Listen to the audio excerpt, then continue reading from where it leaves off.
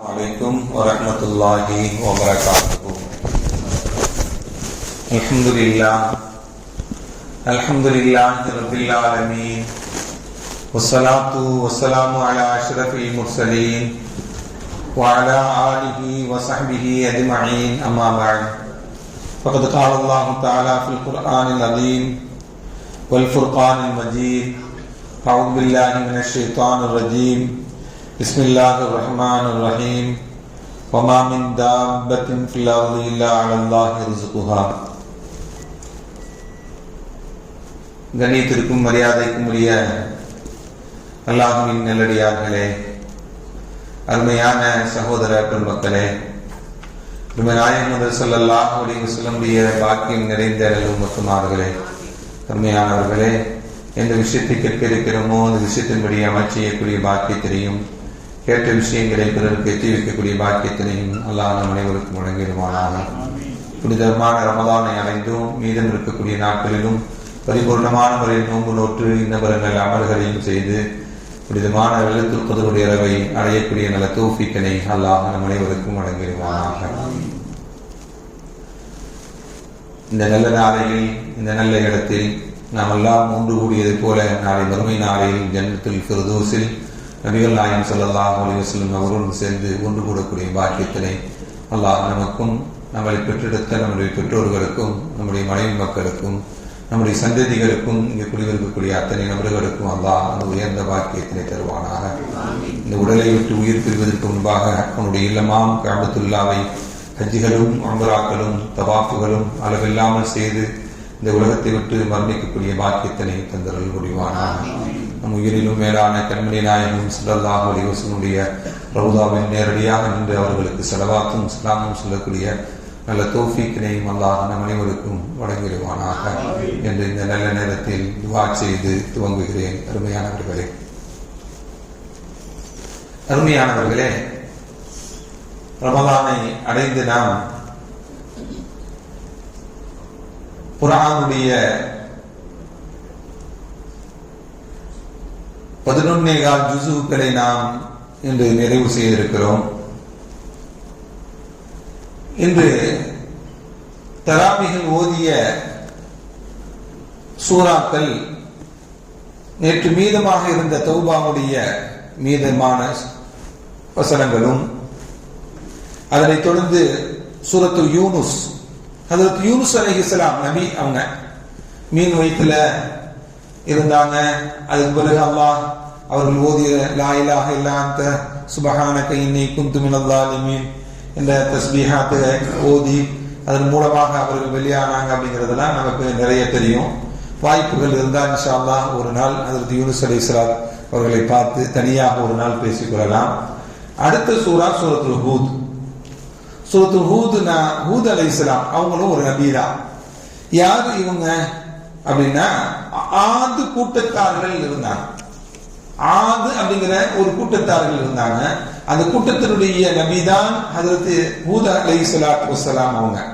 இந்த ஹூத் நபி அலைஹிஸ்ஸலாத்து வஸ்ஸலாம் அவர்களும் அவர்களுடைய சமுதாயத்தை சார்ந்த செய்திகளை அல்லாஹ் குர்ஆன்ல பரவலாக சொன்னாலும் குறிப்பாக ஒரு 3 சூறாக்களில் அதிகமாக அல்லாஹ் ஹூத் அலைஹிஸ்ஸலாம் சம்பந்தமாக சூரத்துல் அஅராஃப் ஏற்கனவே நாம் பார்த்ததுதான். சூரத்துல் அஅராஃபில் நிறைய ஹூத் அலைஹிஸ்ஸலாம் அவங்களுடைய கூட்டத்தார்கள் ஆது கூட்டத்தார்கள் பற்றியும், சூரத்துல் ஹூத்லையும் அல்லாஹ் சொல்றான். அதே போல சூரத்துல் ஷுஆரா அப்படிங்கிற ஒரு அத்தியாயம் இருக்கு. அந்த அத்தியாயத்திலையும் இந்த ஆது ஹூத் அலைஹிஸ்ஸலாம் ஆது சமூகத்தினருடைய பற்றி அல்லாஹ் நமக்கு சொல்லுவான். யார் இந்த ஹூத் அலைஹிஸ்ஸலாத்து வஸ்ஸலாம் அவருடைய கூட்டத்தார்கள் யார்? இவங்க இந்த ஆது கூட்டத்தார்கள் யார்? ரொம்ப பலம் வாய்ந்தவர்கள் அவர்கள், ரொம்ப பலம் வாய்ந்த மக்கள் அவர்கள். உயரமான கட்டடங்களை எல்லாம் கட்டி சக்தி வாய்ந்தவர்களாக இருந்தாங்க. அவங்களுடைய கட்டடங்கள் எல்லாம் பார்த்தா அதிர்ந்து போகும். இன்று இருக்கக்கூடிய நவீன காலங்கள் கூட அதிர்ந்து போகக்கூடிய அளவுக்கு அவங்களுடைய கட்டடக்கலைகள் அவர்கள் அவ்வளவு வலுவானவர்கள். உயரமான கட்டிடங்களை கட்டி சக்தி வாய்ந்தவர்களாக வாழ்ந்தாங்க. ஆனா அவங்கள்ட்ட ரொம்ப அகம்பாவம் நிறைய இருந்துச்சு, ரொம்ப பெருமை இருந்துச்சு. நாம் வலுவுள்ளவர்களாக இருக்கும், சக்தி உள்ளவர்களாக இருக்கும், நம்ம யாரும் அசைத்து கூட பார்க்க முடியாதுன்னு நினைச்சிருந்தாங்க. அதுக்கு ஹூத் அலைஹிஸ்ஸலாம் சொல்லுவாங்க, அல்லாஹ் வணங்குங்கப்பா அப்படின்னு சொல்லுவாங்க. அப்படி சொன்னா கேலியும் கிண்டலும் பண்ணுவாங்க. அந்த ஆட்கள்லாம் கேலியும் கிண்டலும் பண்ணுவாங்க. நபியுடைய வாக்கை, நபியுடைய செய்தியை செவியேற்று கடைபிடிக்காமல் வாழ்ந்ததனால் ஒரு கட்டத்தில் அல்லாஹ் அவர்களை அழித்தார். எப்படி அழித்தார் அப்படின்னா, கடுமையான புயல் காற்றை வீச வைத்து அந்த காற்று நீண்ட நாட்கள் வீசி அந்த சமுதாயமே அழிந்து போனது என்பதை குர்ஆன் நமக்கு சொல்லி காட்டுகிறது. அருமையான பெருமக்களே, இப்படி ஹூத் அலைஹிஸ்ஸலாமுடைய கூட்டத்தார்கள், ஆது சமூகத்தார்களை பற்றியும் இந்த அத்தியாயத்தில் நாம் காண முடிகிறது. அதே போல இன்று ஓதிய வசனங்களில் மிக முக்கியமாக 2 மஸ்ஜிதுகளை பற்றி ஓதப்பட்ட சில வசனம், 2 வசனம், 2 மஸ்ஜிதுகளை பற்றி அல்லாஹ் சொல்றான். என்ன மஸ்ஜிது? உலகத்திலேயே பயணம் செய்வதற்கென்று சில மஸ்ஜிதுகள் இருக்கு. அந்த மஸ்ஜிதுகளுக்கு மட்டும்தான் பயணம் செய்து போய் தொழுகணும். ஒன்னு காபத்துல்லா, இன்னொன்னு மஸ்ஜிதுன் நபவி, இன்னொன்னு பைத்துல் முகத்தஸ், மஸ்ஜிதுல் அக்ஸா. இந்த 3 பள்ளி வாசலுக்கு மட்டும்தான் நன்மைகள் நிறைய. அதனால பயணம் செய்து தொழுகலாம். உலகத்தில் எல்லா பள்ளிகளுக்கும் ஒரே நன்மை தான். ஆனா இன்னும் ஒரு பள்ளிவாசல் இருக்கு. அந்த பள்ளிவாசலை பற்றி அல்லாஹ் சொல்றான். அந்த பள்ளிவாசலுக்கு ஸல்லல்லாஹு அலைஹி வஸல்லம் அவங்க பயணம் செய்து தொழுகுவாங்க. அது என்ன பள்ளிவாசல் அப்படின்னா, அந்த பள்ளியை பற்றி அல்லாஹ் ரொம்ப சிலாகித்து சொல்லுவான். எப்படி சிலாகித்து சொல்லுவான் தெரியுமா? பணங்காசுகளை கொண்டு பள்ளிவாசல் கட்டலாம், உயரமாக கட்டலாம், பிரம்மாண்டமாக கட்டலாம். யாருமே இதே போல கட்டிட கலையில யாருமே கட்டல அப்படிங்கிற நிலையில கட்டலாம். ஆனால் இந்த பள்ளியை பார்த்து அல்லாஹ் தக்வாவை ஃபவுண்டேஷனாக கொண்டு கட்டப்பட்ட பள்ளிவாசல் சொல்றான். லமஸ்ஜிதுன் உஸ்ஸிஸ அல தக்வா. இந்த பள்ளிவாசல் எதை வச்சு கட்டப்பட்டது? தக்வாவை ஃபவுண்டேஷனாக கொண்டு கட்டப்பட்ட பள்ளிவாசல் என்று அல்லாஹ் சொல்றான். இது யார் கட்டின பள்ளிவாசல் தெரியுமா? நபிகள் நாயகம் ஸல்லல்லாஹு அலைஹி வஸல்லம் அவர்கள் கட்டின பள்ளிவாசல். இந்த பள்ளிவாசல் எங்க இருக்கு? மதீனாவுல தான் இருக்கு. மஸ்ஜிது நபவியிலிருந்து ஒரு 3 கிலோமீட்டர் தூரத்தில் இருக்கக்கூடிய பள்ளிவாசல். அந்த மஸ்ஜிதுக்கு பேர் மஸ்ஜிது குபா. ஸல்லல்லாஹு அலைஹி வஸல்லம் அவர்கள் தான் கட்டிய முதல் பள்ளிவாசலுக்கு மஸ்ஜிது நபவியிலிருந்து ஒவ்வொரு வாரமும் போவாங்க. குல்லு சபுத்தின் மாஷியன் அவர் ஆக்கிபன். ஒவ்வொரு சனிக்கிழமையும் நடந்தோ அல்லது வாகனத்திலேயோ போய் மஸ்ஜிது குபாவுக்கு போய் 2 ரக்அத்துகள் தொழுதுட்டு வந்துருவாங்க. அவ்வளவுதான். அங்க ஒரு ஹதீஸை நான் ஒன்று பார்த்தேன். மஸ்ஜிது குபால யார் ஒருவர் தன்னுடைய வீட்டில் உது செய்து விட்டு மஸ்ஜிது குபாவுக்கு வந்து 2 ரக்அத்துகள் தொழுகிறாரோ அவருக்கு உம்ரா செய்த நன்மை என்று நபிகள் நாயகம் ஸல்லல்லாஹு அலைஹி வஸல்லம் சொன்ன ஒரு ஹதீஸ் அந்த மஸ்ஜிதில் பொறிக்கப்பட்டிருக்கிறது. அல்லாஹ் அந்த மஸ்ஜிதுக்கு போய் தொழுகக்கூடிய பாக்கியத்தினை தருவானாக. இன்னொரு மஸ்ஜிது சொன்னமே, அல்லாஹ் இன்னொரு மஸ்ஜிதை பத்தி சொன்னமே, அந்த மஸ்ஜித் என்ன அப்படின்னா, அந்த மஸ்ஜித் முனாஃபிகீன்லாம் கட்டப்பட்ட பள்ளிவாசல். அது இல்லை. இன்னைக்கு போட்டிக்கு கட்டினாங்க. மஸ்ஜிது நபவிக்கு போட்டியா கட்டின பள்ளிவாசல் மஸ்ஜிது திரார். அந்த பள்ளிவாசலுக்கு பேர் இடையூறு அளிக்கக்கூடிய பள்ளின்னு சொல்லி அல்லாஹ் சொல்றான். இன்னைக்கு பள்ளிவாசல் போட்டிக்கு கட்டக்கூடிய பள்ளிவாசல்கள் நீங்க நிறைய இருக்கு. ஊர்ல அவன் தான் கட்டுவானா, நானும் ஒரு பள்ளிவாசலை கட்டுவேன். இருக்கா இல்லையா? சில ஊர்கள்ல அவங்க 5 கோடிக்கு கட்டினாங்களா, நான் 10 கோடிக்கு பள்ளிவாசல் கட்டுவேன். பெருமைக்கு பள்ளிவாசல் கட்டுவதல்ல, போட்டிக்கு கட்டுவதல்ல. கட்டிய பள்ளிகள் நிரம்புவதில்லையே. கட்டிய பள்ளிவாசல் எதுக்கு கட்டாங்க? ஒழுகுறதுக்கு. பள்ளி நிறையணும்ல, பள்ளி நிறைவதில்லையே. இப்படி போட்டிக்காக வேண்டி கட்டிய அந்த மஸ்ஜிது விரார் என்று அல்லாஹ் திருக்குர்ஆன்ல சொல்றான். இடையூறு அளிக்கக்கூடிய பள்ளிவாசல் என்று அல்லாஹ் திருக்குர்ஆன்ல சொல்றான். இப்படி 2 பள்ளிவாசல். ஒன்னு தக்வாவை அடித்தளமாக விட்டு கட்டப்பட்ட பள்ளிவாசல், இன்னொரு பள்ளிவாசல் மஸ்ஜிதுல் திரார் இடையூறு அளிக்கக்கூடிய பள்ளிவாசல் என்று அல்லாஹ் திருக்குர்ஆனிலே இன்று ஓதிய வசனங்கள் 2 பள்ளிவாசல்களை பற்றி சொல்வான். இதை தாண்டி இன்று ஓதிய சூரத்துல் ஹூத்ல ஒரு வசனம், வமா மின் தாப்பத்தின் இல்லா அலல்லாஹி ரிஸ்குஹா. அல்லாஹ் இந்த பூமியில வாழக்கூடிய எல்லா ஜீவராசிகளுக்கும் உணவு வழங்குகிறார். அவன் தான் கொடுக்கிறான். ரிஸ்க் யாருக்கு தான் கொடுக்கிறான்? அல்லாஹ் தான் கொடுக்கிறான். நாம சம்பாதிக்கிறோம். அந்த சம்பாத்தியம் யார்கிட்ட கிடைக்குது? அல்லாஹ் நமக்கு நாடி இருக்கிறான், அது நமக்கு கிடைக்குது. இந்த உலகத்துல அவன் படைத்திருக்கக்கூடிய அனைத்து உயிரினங்களுக்கும் அவன் தான் உணவை கொடுக்கிறான். பாறைக்குள் இருக்கக்கூடிய தேரைக்கும் உணவை கொடுக்கிறான். மலையில் இருக்கக்கூடிய உயிரினங்களுக்கும் கொடுக்கிறான். எல்லா ஜீவராசிகளுக்கும் அவன் தான் உயிரை கொடுக்கிறான். உயிரினங்களுடைய எண்ணிக்கையை நாம் எண்ணிக்கொள்ள முடியுமா அப்படின்னா எண்ணிக்கொள்ள முடியாது. எல்லாருக்கும் அவன் என்ன பாகுபாடு பார்த்த அல்லாஹ் ரிஸ்க் கொடுக்கிறான் அப்படின்னா யாரையுமே பாகுபாடு பார்க்கறது இல்லையே. நல்லவர்களுக்கும் கொடுக்கிறான், கெட்டவர்களுக்கும் கொடுக்கிறான், கொடூரக்காரர்களுக்கும் கொடுக்கிறான், எல்லாருக்கும் ரிஸ்க் கொடுக்கிறான். அல்லாஹ் இந்த உலகத்தில் வாழக்கூடிய எல்லா ஜீவராசிகளுக்கும் உணவு கொடுப்பதாக அவன் பொறுப்பேற்றுக் கொள்கிறான். அந்த பொறுப்பேற்றுக் கொண்டு அவன் ரிஸ்கை தாராளமாக எல்லோருக்கும் கொடுக்கிறான், அளவில்லாமல் கொடுத்துக் கொண்டிருக்கிறான். அருமையான பெருமக்களே, அதே போல அல்லாஹ் தொடர்ந்து அந்த வசனத்தினுடைய தொடர்ல சொல்வான், அந்த ஜீவராசிகளுடைய இருப்பிடங்கள் என்பது அல்லாஹ்வுக்கு தெரியும். எங்க போய் சேருவாங்க, எங்க போய் சேருவாங்க அப்படிங்கிறது அல்லாஹ்வுக்கு தெரியும். எல்லாமே அவனுக்கு தெரியும். அல்லாஹ் தான் எல்லாருக்கும் ரிஸ்க் கொடுக்கிறான். அருமையானவர்களே, ரிஸ்க்னா என்ன? ரிஸ்க்னா என்ன அப்படின்னா நம்ம நினைச்சுக்கிறோம் வெறும் சாப்பாடு, பணம், காசு அப்படின்னு. அல்லாஹ்வுடைய புறத்திலிருந்து எதெல்லாம் கிடைக்கிறதோ அதெல்லாம் ரிஸ்க் தான். அல்லாஹ்வுடைய புறத்திலிருந்து எதெல்லாம் கிடைக்குதோ அதெல்லாம் ரிஸ்க் தான்.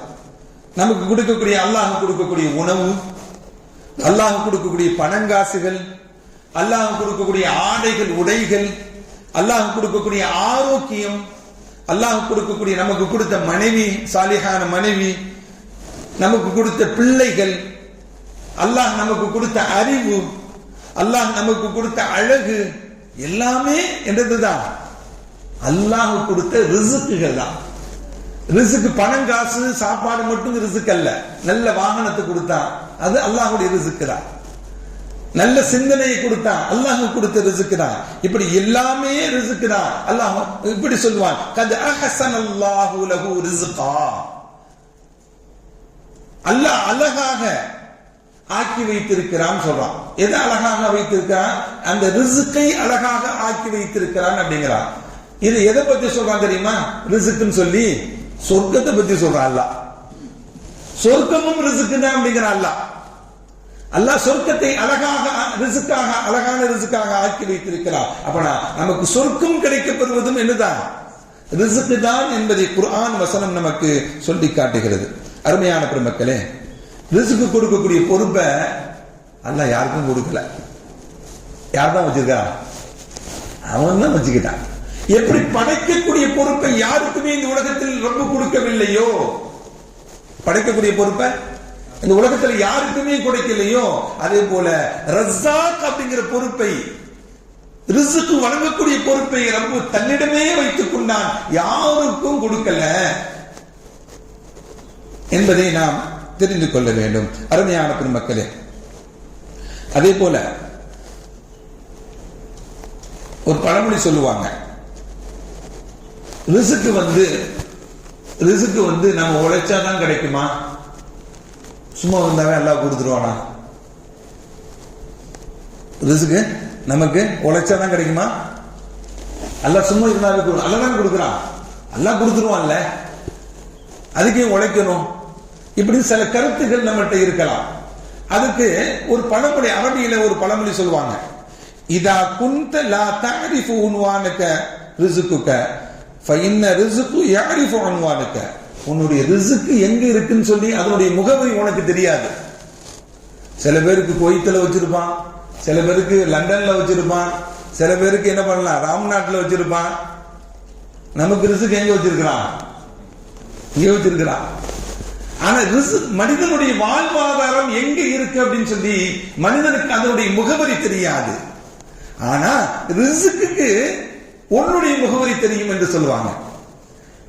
எப்படி பெருமக்கள் சொல்லுவாங்க, மரணம் உங்களை வந்து அடைந்தே தீரும் அல்லவா, அதே போல உங்களுடைய ரிஸ்க்கும் உங்களை வந்து அடைந்தே தீரும்.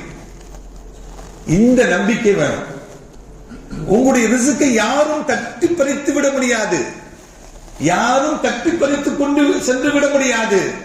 மனுஷன் பறக்கிறானே தவிர அவனுக்கு எழுதப்பட்டது கண்டிப்பா வந்து தீரும். அவனுக்கு எழுதப்பட்டது அல்லாஹ்வினால் முடிவு செய்யப்பட்டது அவன் அனுபவிக்காமல் அவனுக்கு மரணம் வராது. சில பேர்லாம் இன்னைக்கு மூத்தாயிடுவாங்க, நாளைக்கு மூத்தாயிடுவாங்க, 1 வருஷத்துக்கு 2 வருஷம் 3 வருஷம் தான் மூத்தாங்க. ஏன்னா அவர் ரிஸ்க் இருக்குன்னு அர்த்தம். ரிஸ்க் இருக்கிற வரையும் மரணம் வராது. அது எந்த கட்டத்துக்கு போனாலும் சரிதான், அது எவ்வளவு வயதை தாண்டியதாக இருந்தாலும் சரிதான்.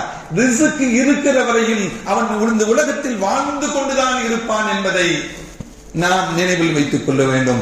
எப்படி மரணம் ஒரு மனிதனை விடாதோ அதே போல ரிஸ்க்கும் என்ன பண்ணாது, அவனை விட்டுடார். அவனுக்கு வந்து சேர வேண்டியது. அல்லாஹ் நபிகள் நாயகம் ஸல்லல்லாஹு அலைஹி வஸல்லம் இப்படி துஆ செய்வாங்க, அல்லாஹும்ம லா மானி லிமா அதைத் வலா முஅதி லிமா மனஅத் என்றெல்லாம் நபிகள் நாயகம் சொன்னாங்க. நீ கொடுத்ததை யாரும் தடுக்க முடியாது, நீ தடுத்ததை யாரும் கொடுக்க முடியாது. நீதிதானே அது, உண்மைதானே அது. அல்லாஹ் தடுத்ததை யாரும் கொடுத்து விட முடியுமா? அல்லாஹ் கொடுக்க நினைத்ததை யாரும் தடுத்து விட முடியுமா? யாருமே முடியாத. அப்படின்னா அல்லாஹ் நமக்கு ரிஸ்க் வழங்குவான் அப்படிங்கிற இது நமக்கு வேண்டும். அருமையான பெருமக்களே, உமர் ரலியல்லாஹு தஆலா இப்படி சொல்லுவாங்க. என்ன சொல்லுவாங்க அப்படின்னா, வானம் தங்கத்து மழையா பொழியாது. எதுதான் மழையா பொழியும்? தண்ணீரை தான் மழையாக பொழியும். அந்த தண்ணீரை வைத்து நீ உழைத்து தங்கத்தை நீ சமைத்துக் கொள்ள வேண்டியதான், உருவாக்கி கொள்ள வேண்டியதான். நீ தங்கம் வாங்கணும் அப்படின்னா வானத்திலிருந்து கொட்டாது, அல்லாஹ் மலையை தான் இறக்குவான். அதிலிருந்து நீ உற்பத்தி செய்து கொள்ள வேண்டும், அதிலிருந்து நீ சம்பாதித்துக் கொள்ள வேண்டும், அதிலிருந்து பணங்காசுகளை உருவாக்கி தங்கத்தை வாங்கிக்கணும் அப்படின்னு சொல்லக்கூடிய காரணம் என்ன அப்படின்னா, நீ உழைத்தால் தான் தங்கத்தை பெற்றுக் கொள்ள முடியும். தங்கத்தை நேரம் வானத்தை பொத்துக்கிட்டு அல்லாஹ் கொடுக்க மாட்டான், தண்ணீரை மட்டும் தான் கொடுப்பான். அந்த தண்ணீர் மூலமாக நம்முடைய உழைப்பு வேண்டும், அந்த உழைப்பின் மூலமாக பணங்காசுகளை சம்பாதிக்க வேண்டும், அந்த பணங்காசுகளை வைத்து நாம் தங்க வாங்கிக்கிறோம் என்பதுதான். அப்பனா அல்லாஹ் கொடுப்பது உண்மைதான். அந்த அந்த அந்த கொடுக்கக்கூடியதை நாம் தேடிக்கொள்ள வேண்டும், சம்பாதித்துக் கொள்ள வேண்டும் என்பதையும் இந்த உமர் ரலியல்லாஹு தஆலாவுடைய இந்த வரி நமக்கு சொல்லித் தரக்கூடிய செய்தி. அருமையான பெருமக்களே, இமாம் ஷாஃபி ரஹ்மத்துல்லாஹி அலைஹியும் இமாம் மாலிக் ரஹ்மத்துல்லாஹி அலைஹியும் ஸ்டூடெண்ட், உஸ்தாது மாணவர்கள், டீச்சர் ஸ்டூடெண்ட். அவங்க மாலிக் ரஹ்மத்துல்லாஹி அலைஹி உஸ்தாது, ஷாஃபி ரஹ்மத்துல்லாஹி அலைஹி மாணவர். இவங்களுக்கு மத்தியில 2 கருத்து வேறுபாடுகள் உண்டு. என்ன கருத்து வேறுபாடு உண்டுன்னா, மாலிக் ரஹ்மத்துல்லாஹி அலைஹி சொல்லுவாங்க, எனக்கு வர வேண்டிய ரிஸ்க் எப்படினாலும் வந்துடும், யாரும் தடுக்க முடியாது. உண்மைதான், மாற்று கருத்து இருக்கா அப்படின்னா இல்ல, எனக்கு வர வேண்டியது எப்படி வேண்டுமானாலும் வந்துடும் அப்படின்னு சொல்லிட்டு ஒரு ஹதீஸை சொல்லி காமிப்பாங்க இமாம் ஷாஃபி ரஹ்மத்துல்லாஹி அலைஹி. லவ் அன்னக்கும் ததவக்கலூன அலல்லாஹி ஹக்க தவக்குலிஹி லரஸகக்கும் கமா யர்ஸுகு தைர். பறவை இருக்குல்ல, அந்த பறவை அல்லாஹ் மீது தவக்குல் வைக்குதா. எப்படி தவக்குல் வைக்கிறதா? முறையான முறையில் தவக்குல் வைக்குதா. எப்படி முறையான முறையில் தவக்குல்? லரஸகக்கும் கமா யர்ஸுகு தைர். அந்த பறவை எந்த முறையாக தவக்குல் வைத்ததோ அதே போல நீங்க தவக்குல் வைத்தீங்க அப்படின்னா, பறவைக்கு உணவு கொடுப்பதை போல அல்லாஹ் அவங்களுக்கும் உணவு கொடுப்பான், ரிஸ்க் கொடுப்பான் அப்படின்னு சொன்னாங்க ஸல்லல்லாஹு. பறவை எதுவும் சேமிச்சு வச்சிருக்கா? காக்கா, குருவி, அது கூட்டுல போய் பார்த்தா எல்லாத்துக்கும் உணவு இருக்குமா? ஆனா மனுஷன் வாழக்கூடிய வீட்டுல எல்லா சேமிப்புகளும் இருக்கு. பண சேமிப்பு இருக்கு, உணவு சேமிப்பு இருக்கு, எல்லா சேமிப்புகளும் இருக்கு. ஏன்னா மனுஷன்கிட்ட தவக்குல் கம்மி, ஆனா பறவைகள்கிட்ட தவக்குல் அதிகம் என்பதை தான் நபிகள் நாயகம் ஸல்லல்லாஹு அலைஹி வஸல்லம் என்ன பண்றாங்க சொல்றாங்க. பறவைகள் தவக்குல் வைப்பதை போல இன்னைக்கு காலையில வெறும் வயிற்றோடு போகுது, மாலை வயிறு ஃபுல்லா வருது. யாருதான் ரிஸ்க் கொடுக்கிறான்? அல்லாஹ் தான் கொடுக்கிறான். இந்த ஹதீஸை இமாம் மாலிக் ரஹ்மத்துல்லாஹி அலைஹி தன்னுடைய மாணவரான ஷாஃபி ரஹ்மத்துல்லாஹி அலைஹி ஓதி காட்டி, அல்லாஹ் என்ன பண்றான்? அல்லாஹ் கொடுக்கிறான், வெறும் வயிற்றோட போது வயிறு ஃபுல் ஆகுது, அல்லாஹ் கொடுக்குறான் அப்படின்னு சொன்னாங்க. ஷாஃபி ரஹ்மத்துல்லாஹி சொன்னாங்க, இது எனக்கு ஆதாரமா தான் இருக்கு. என்ன ஆதாரமா இருக்கு? அந்த பறவை கூட்டிலே உட்கார்ந்தா யார் ரிசுக்கு கொடுப்பா? அந்த பறவை கூட்டிலே உட்கார்ந்தா யார் ரிசுக்கு? அது போகணும், தேடணும், உழைக்கணும், எங்க உணவு இருக்குன்னு தேடி பார்க்கணும், உண்ணணும், அதுக்கு தான் வரணும், வயிறு ஃபுல் ஆகும். அந்த உழைப்பு இருந்தாதான் கிடைக்கும், சும்மா இருந்தா கிடைக்காதுன்னு சொல்லி இமாம் ஷாஃபி ரஹ்மத்துல்லாஹி அலைஹி, மாலிக் ரஹ்மத்துல்லாஹி அலைஹி தன்னுடைய உஸ்தாதுக்கு சொல்லும் போது இப்படி சொல்லுவாங்க. அருமையான பெருமக்களே, இதை முடிச்சுட்டு இமாம் ஷாஃபி ரஹ்மத்துல்லாஹி வெளியே போனாங்க. வெளியே போனா ஒரு வயது முதிர்ந்தவர் பெரிய மூட்டையை தூக்கிட்டு இருக்கிறார். தூக்க முடியாம பேரிச்ச மூட்டையை தூக்கிட்டு இருக்கிறார். ஷாஃபி ரஹ்மத்துல்லாஹி இறக்கப்பட்டு இவ்வளவு வயதானவரா இருக்கிறாரு, இவ்வளவு பெரிய மூட்டையை தூக்குறாரு, முடியலையே வராட்டி நம்ம என்ன பண்ணுவோம்? இந்த மூட்டையை தூக்கிட்டு அவர் வீடு வரையிலும் இறக்கி வச்சுட்டு வரலாம்னு சொல்லி உதவி செய்யலாம்னு சொல்லிதான் இமாம் ஷாஃபி ரஹ்மத்துல்லாஹி மூட்டையை தூக்குறாங்க. அந்த பெரிய வெட்ட அவர் கொடுக்க மாட்டேங்கிறார். இல்லைங்க, ரொம்ப கஷ்டப்படுறீங்க, நான் உங்க வீட்டு வரையும் தூங்கிட்டு வரேன். தலையில சுமந்துட்டு போறாங்க. அவங்க வீட்டுல போய் இறக்கி வச்சிடறாங்க. போனா அவர் நிறைய பெருச்சு மலத்தை அள்ளி கொடுத்துறாரு. அவர் இல்லைங்க, உங்களுடைய கூலிக்காக வேண்டி நான் வேலை செய்யல, உங்களுக்கு உதவி செய்ய வேண்டும் என்று நான் நினைத்தேன். நீங்க சிரமத்தை, உங்களுடைய சிரமத்தை நான் குறைக்க வேண்டும் என்று நினைத்தேன். அதனால நான் சுமந்துட்டு வந்தேன். நீங்க கொடுக்கக்கூடிய காசு பணக்கத்துக்காக வேண்டி, நீங்க கொடுக்கக்கூடிய பொருளுக்காக வேண்டி நான் கூலிக்கு நான் இந்த வேலையை செய்யலன்னு சொல்லி இமாம் ஷாஃபி ரஹ்மத்துல்லாஹி சொன்னாலும் அந்த பெரியவர் வலியுறுத்தி என்ன பண்றாரு? நிறைய பெரித்த மலங்கள் அள்ளி கொடுத்துட்டாரு. அந்த காலத்தில் உணவுகள் என்ன? பெரித்த மலங்கள் தானே. நேரா அந்த பேரித்த மலத்தை எடுத்துட்டு இமாம் மாலிக் ரஹ்மத்துல்லாஹி உஸ்தாத் தான் வந்தாங்க. 2 பேரும் பழத்தை சாப்பிட்டுக்கிட்டு இருந்தாங்க. 2 பேரும் பழத்தை சாப்பிட்டுக்கிட்டு இருந்தாங்க. இமாம் மாலிக் ரஹ்மத்துல்லாஹி சொன்னாங்க, நான் இருந்த இடத்துலயே பழத்தை சாப்பிட்றேன்னா எந்த கஷ்டமும் படலையே, எந்த கஷ்டமும் படல. பாத்தீங்களா, அது அல்லாஹ் கொடுக்கிறது. நீ கஷ்டப்பட்ட தூக்குனா போன, ஆனா நான் எனக்கு என்னாச்சு? எந்த சிரமமும் இல்லாமல் அல்லாஹ் எனக்கு கொடுத்தான். எனக்குள்ள ரிஸ்க் எப்படி தேடி வருது பாத்தீங்களா? எனக்குள்ள ரிஸ்க் எப்படி தேடி வருது பாத்தீங்களா என்று இமாம் மாலிக் ரஹ்மத்துல்லாஹி அலைஹி, ஷாஃபி ரஹ்மத்துல்லாஹி இப்படி ஒரு செய்தியை சொல்லுவாங்க. இப்படி ஒரு உரையாடல். இது என்ன? உழைத்தால் தான் நமக்கு ரிஸ்கா அல்லாஹ்வே கொடுப்பானா அப்படின்னா, அல்லாஹ் தான் கொடுக்கிறான், அதில் எந்த சந்தேகமும் இல்லை. ஆனால் உழைத்தாதான் கிடைக்கும். என்ன கிடைக்கும்? சோம்பேறியா மூலையில உட்கார்ந்து இருந்தா எதுவுமே கிடைக்காது. உழைக்க வேண்டும், உழைத்தால் கிடைக்கும் என்பதை என்ன மார்க்கம் நமக்கு சொல்லி காட்டுகிறது. அதற்குண்டான முயற்சி, உழைக்கணும், முயற்சி செய்யணும். அல்லாஹ் நாடினால் நமக்கு அந்த ரிஸ்க் வந்து சேரும் என்பதை நாம் நினைவில் வைத்துக் கொள்ள வேண்டும். இன்னைக்கு நம்மள்கிட்ட பெரும் செல்வந்தராக, வசதி வாய்ப்புகளாக, நிறைய பாக்கியம் உள்ளவர்களாக இருந்துட்டா இவங்கெல்லாம் அல்லாஹ்வுக்கு நெருக்கமானவங்க நினைச்சுக்கிட்டு இருக்காங்க சில பேர். அல்லாஹ் திருக்குர்ஆனிலும் சொல்லுவான், ஃபயகூலு ரப்பி அக்ரமன், அல்லாஹ் இவருக்கு நிறைய நியமத்துகளை கொடுத்தான், இவர் கண்ணியமாக இருக்கிறார் என்றெல்லாம் நினைத்துக் கொண்டிருக்கிறாங்க. நிறைய செல்வம் கொடுத்ததுனால அல்லாஹ்வுக்கு நெருக்கமானவரா அப்படின்னா அப்ப கிடையாது. அல்லாஹ் தான் விரும்பியவர்களுக்கு கொடுக்கிறான். செல்வத்தை கொடுத்தும் சோதிப்பான், பொறுப்புகளை கொடுத்தும் சோதிப்பான், சில காரியங்களை கொடுத்தும் சோதிப்பான். அல்லாஹ் எல்லாத்தையும் கொடுப்பதெல்லாம் சோதிப்பதற்காக வேண்டிதான். இந்த உலகத்தை, இந்த உலக வாழ்க்கையே என்னதான் சோதனை களம்தான். நான் ஹஜ்ஜுக்கு 2011 போயிருந்தப்ப ஒரு இளவரசர் இறந்துட்டார். அங்குள்ள டிவியில செய்திகள் போட்டு இருந்தான். அந்த இளவரசர் வந்து என்ன பண்றாரு, அங்குள்ள மிலிட்டரியை போய் சந்திச்சு பேசிக்கிட்டு இருக்கிறார். சந்திச்சு பேசிக்கிட்டு இருக்கும் பொழுது அந்த மிலிட்டரிட்ட உரையாடுகிறார். உரையாடும் பொழுது சொல்றாரு அவரு, நம்மள்கிட்ட வந்து ஆணவம் வந்துட வேண்டாம், உலகத்திலேயே உயர்ந்த 2 பள்ளிவாசல் நம்முடைய கரத்தில் இருக்கிறது என்ற ஆணவம் வந்து விட வேண்டாம், யாருக்குமே கொடுக்காத பாக்கியத்தை அல்லாஹ் நமக்கு வழங்கி இருக்கிறான் என்ற ஆணவம் வந்து விட வேண்டாம்.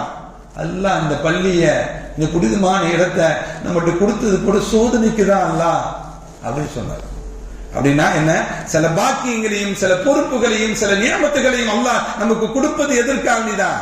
நீ எப்படிடா வாழ்ற அப்படின்னு பார்க்கிறதுக்கு தான் அல்லாஹ் கொடுப்பான். அதனால நியமத்து பெற்றவர்கள் எல்லாம், செல்வம் பெற்றவர்கள் எல்லாம் அல்லாஹ்வுக்கு நெருக்கமானவர்கள், அல்லாஹ் அவர்களை கண்ணியப்படுத்தி வச்சிருக்கிறான்னு நினைச்சுக்க வேண்டாம். அல்லாஹ் ஒவ்வொன்றை கொண்டும் சோதிக்கிறார். சில பேருக்கு ஏழ்மையை கொடுத்து சோதிப்பான், சில பேருக்கு செல்வத்தை கொடுத்து சோதிப்பான். நீ ஏழ்மையில் எப்படி வாழுகிறாய், நீ செல்வத்தில் எப்படி வாழுகிறாய், சில பேருக்கு அறிவை கொடுத்து சோதிப்பான், சில பேருக்கு கல்வியை கொடுத்து சோதிப்பான். எல்லாமே அல்லாஹ் கொடுப்பது சோதிப்பதற்காக வேண்டிதான். அதனால செல்வம் வந்துருச்சு, பணங்காசு வந்துருச்சு, அதனால இவர்கள் எல்லாம் உயர்ந்தவர்கள் அப்படின்னு நினைக்க கூடாது. செல்வம் இல்லாதவர்கள் எல்லாம் ரொம்ப கேவலமானவர்கள் என்றும் என்ன பண்ணக்கூடாது, நினைக்க கூடாது என்பதையும் நாம் நினைவில் வைத்துக் கொள்ள வேண்டும். அருமையான பெருமக்களே, ஒரே ஒரு செய்தியை சொல்லி நிறைவுக்கு வருகிறேன். நம்ம காசு பணம் சம்பாதிக்கிறதுக்கு வசதி வாய்ப்புகள் இல்லை, நம்ம நினைச்சது கிடைக்கல அப்படின்னா இன்னைக்கு சரட்டு மாடிக்கு என்ன பண்ணிடுறாங்க, ஹலால் ஹராம்லாம் பார்க்காம இருந்துடுறாங்க. ஹலால் ஹராமை பார்க்கும், ஹலால் ஹராம் என்பதை பார்க்க வேண்டும். அல் ஹலாலு பையினுன் வல் ஹராமு பையினுன். ஹலால் என்பது தெளிவாக இருக்கிறது, ஹராம் என்பது தெளிவாக இருக்கிறது. பைனஹுமா அல் முஸ்தபிஹாத். இந்த ஹலாலுக்கும் ஹராமுக்கும் மத்தியில சந்தேகத்திற்குரியது ஒன்று இருக்கிறது. அந்த சந்தேகத்திற்குரியதை நீங்கள் கண்டுவிட்டால் விட்டு விடுங்கள். அது ஹராம் ஹலால் என்று நினைத்து நீங்க செய்திடாதீங்க. நான் ஸல்லல்லாஹு அலைஹி வஸல்லம். நீங்க சரக்கு மாணிக்குது, காசு பணம் வேணும், காசு பணம் வேண்டும், அவ்வளவுதான். அது எப்படி வந்தது என்றெல்லாம் பார்ப்பதல்ல, என்ன பொருள் என்று பார்ப்பதில்லை, இவனுடைய சம்பாத்தியம் என்று எது என்பது பார்ப்பதில்லை. எப்படி வாழக்கூடாது. அது அலி ரலியல்லாஹு தஆலா அன்ஹு தன்னுடைய வாகனத்துல குதிரையில போறாங்க, பள்ளிவாசலுக்கு போறாங்க. பள்ளிவாசல் வாசல்ல ஒரு ஆள் இருந்தாரு, வாகனத்தை பார்த்துக்கோப்பான்னு சொல்லி கொடுத்துட்டு பள்ளிக்கு போயிட்டாங்க. பள்ளிக்கு தொழுதுட்டு தன்னுடைய வேலைகளை முடிச்சுட்டு வெளியே போனா வாகனம் அன்னைக்கு வாகனத்துல அதனுடைய கடிவாளம் இதெல்லாம் ஒண்ணுமே காணோம். யார்கிட்ட கொடுத்துட்டு போனாங்களோ அவன் கடிவாளத்துல சுட்டுட்டு போயிட்டான். தன்னுடைய குதிரை எடுத்துட்டு பஜாருக்கு போறாங்க. போனா இது அவங்க கடையில போட்டு வித்துட்டு இருக்காங்க. அப்பதான் அலி ரலியல்லாஹு தஆலா சொன்னாங்க, அரத்துஹு இய்யாஹு ஹலாலன். நான் இவருக்கு ஹலாலான முறையில் ஏதாவது பணம் கொடுத்துடலாம் நான் நினைச்சேன். நானு அவனுடைய வாகனத்தை பாதுகாத்துக்கிட்டு இருந்தாரு, வெளியே போகும்போது கொஞ்சம் பணத்தை எடுத்து கையில கொடுத்துடலாம், ஹலாலாக ஏதாவது கொடுக்கணும்னு நான் நினைச்சேன். ஹராமா. ஆனா அவன் ஹராமான முறையில் எடுத்துட்டு போயிட்டான். எந்த அலி ரலியல்லாஹு தஆலா. அப்ப நான் இந்த உலகத்தில் ஹலால் என்பது உன்னை தேடி வரக்கூடியதாக இருந்தாலும் அந்த ஹராமை தேடிக் கொள்ளக்கூடியவர்கள் எத்தனையோ பேர் இருக்காங்க. அப்படியும் இருக்கக்கூடாது. அல்லாஹ் ரிஸ்க் கொடுக்கக்கூடியவன் தான். அது ஹலால் ஹராமை பார்த்து வாழ வேண்டும் என்பதையும் நாம் மனதில் நினைத்துக் கொண்டு வல்லோன் அல்லாஹ் நம் அனைவரையும் ஹலாலான முறையில் சம்பாதித்து ஹலாலான முறையில் வாழ்க்கை வாழ்வதற்குனான நல்ல தௌஃபீக்கினை அல்லாஹ் நம் அனைவருக்கும் வழங்கிடுவானாக. நம்முடைய ஹாஜத்துகளை எல்லாம் அல்லாஹ் நிறைவேற்றி தந்து புரிவானாக. நாம் நோன்புகளை எல்லாம் அல்லாஹ் கபூல் செய்வானாக. இதே போன்ற ரமதான்களை அல்லாஹ் வாழ்க்கையில் நிறைய நமக்கு தந்தருள் புரிவானாக. நம்முடைய தேவைகள் அனைத்தையும் பூர்த்தி செய்து தந்து புரிவானாக. ரப்பனா ஆத்தினா ஃபித் துன்யா ஹஸனா وفي الآخرة حسنة وقنا عذاب النار. صلي يا رب على النبي سيدنا محمد وآله وصحبه أجمعين والحمد لله رب العالمين. صلى الله على محمد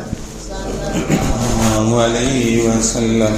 صلى الله على محمد صلى الله عليه وسلم.